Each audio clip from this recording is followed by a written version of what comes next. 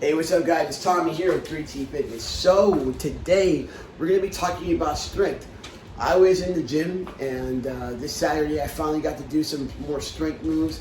My arm was feeling a lot better, and I was thinking about like the different types of strength that there are, and how I would like to have some type of strength in each different category, because it would carry over to making my life better functionally and like physically. But also it would help me get bigger. So that's usually my own goal. So the other reason why I wanted to share this with you is because I think, especially in the age of social media, you'll see this guy doing like 500 pounds. Like, oh my God, he's so strong. And yes, he has a certain type of strength, but he may be lacking in other strengths that you actually have. So I wanted to maybe throw in some information that would kind of give you some perspective as to, when we look at certain things in IG and things of that nature, and like how to look at it, so that you know what you're looking at, and you're not getting bamboozled, or you're not feeling some type of way about it. Okay, so the first type of strength is maximal strength. You see this a lot with powerlifters, strongmen, those guys, because they're taking like a 500-pound deadlift or whatever squat, and they're lifting it up one time, getting all that maximal force, right? So maximal force is basically how much a muscle group can generate force to an external object. So, that'd be your deadlifting, that'd be your power lifting stuff, your squats, your bench press, that type of stuff. Is that important? Depending on if you're an actual power lifter, but does it carry over to real life? Somewhat, but not exactly. It does help you lift the couch up, to get certain things off under the couch. So it can help, but it's not necessarily something that you have to do in order to be very strong.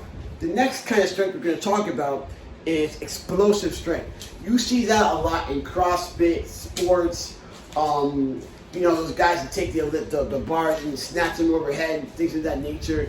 Kettlebell training is also very explosive. So I like explosive movements because explosive movements actually get you stronger without necessarily getting you bigger.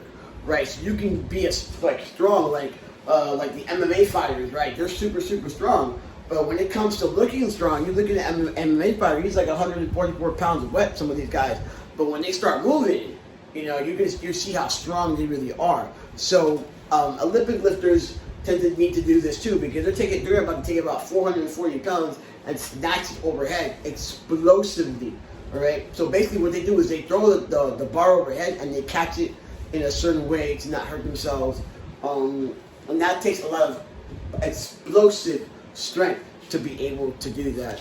The next one that we're going to talk about, explosive strength, then we have agile strength. All right, so this is something I actually like to work on, because if you're like me, you have to take the groceries inside sometimes, and you want to make like one big trip. You're actually doing a farmer's walk. So farmers carry, sandbags carries, anything where you're carrying a heavy weight and you're moving with it, that's called an agile strength. So the more of that you have, the more, trash bags of food you can bring inside, grocery bags of food you can bring inside. That also carries like moving day. We have to move furniture and stuff. So, agile strength is super important. If you do like carries and things like that, it really does help with grip strength. Grip strength becomes important as we age. Why? Because we start losing it if we don't use it. So this is the rule, guys. If you do not use it, you lose it. You're gonna buy it finito. So make sure that you're doing different things. Last but not least is relative strength, right? So relative strength would be like how strong you pound for pound. So you have like if you have a 200 pounder and a 250 pounder, the 250 pounder could be stronger than the 200 pounder in relative strength. And the guys that I call this more like functional strength, the guys that do yoga and they can do handstands and crazy planks, that's more like a functional type of strength. That's more like, strength that carries over into real life rather than bodybuilding, which is like you're super strong, but doesn't always carry over very well. And I'm going to throw in one extra type of strength for you, all right? Strength endurance, all right? That's the ability to knock out 50, 60, 70, 100 push-ups because you have the endurance right, to push along with resistance. All right, so like, some of these things that I talk about, different type of strengths, can actually mesh, right? You can work on both things at the same time, more or less. For example, you might have someone to do like explosive strength, right, with a kettlebell, and they're gonna do that for a whole minute straight. It's still explosive strength, but they're gonna do it for a whole minute straight, which makes it explosive strength plus strength endurance.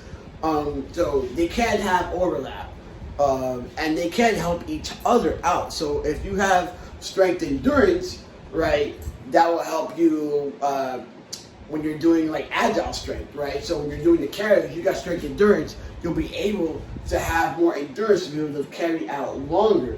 So they can overlap and they can mesh together. So I really, really do hope this kind of helps you not only know about different strength, but pick out your goals a little easier. At times when I'm talking to clients and getting them to understand what they want to do with their bodies, it's really hard to make a program for someone that doesn't know what they want, right? But when you know what you want and you know what you really what you desire, it's easier to write a program, to write a structure, to be like, this is what we want to do. Because yeah, you want to maybe, of course, you want to lose weight, you want to look great, but that's an actual outcome of just being in the gym and working out. Right, so that will come yes or yes. We need to pick out goals so we can structure each and every workout, and you don't go into the gym just like shooting darts everywhere and like you hit whatever. Right, so I hope this was informative and something that you could get the most out of. If you like this, please hit the like button. Please share it with your friends. I wasn't very interested in this before, but now I really am trying. I really want to grow my channel, and I want to build a community of people who also want to be fit and healthy in a more realistic manner. You have a great day. Thank you.